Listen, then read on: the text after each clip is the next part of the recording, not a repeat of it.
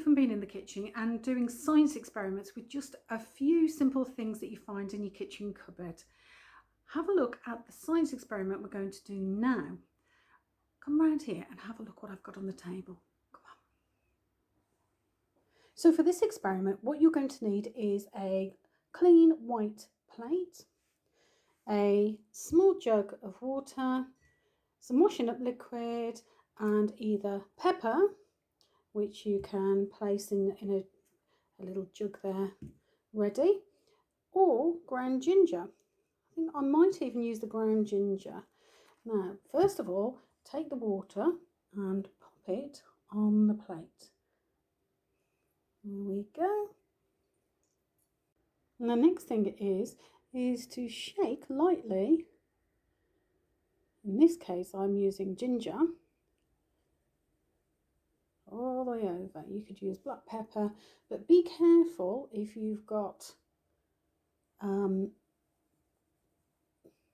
black pepper that you use in a pepper mill. It can be quite thick and quite hard, so they sometimes sink to the bottom. So using something quite light, if you haven't got anything like very light fine ground pepper, then use ground ginger. Right, now I've popped a tiny bit of the washing up liquid there, and I'm just going to put my finger in it. There we go, that's all you need, just a little bit.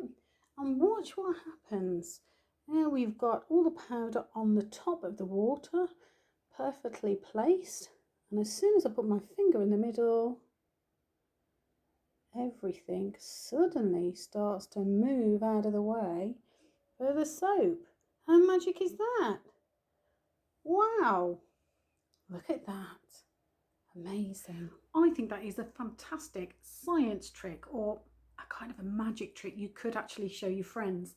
So don't forget, washing up liquid and ground ginger or ground pepper always works. It's brilliant. Have fun doing that.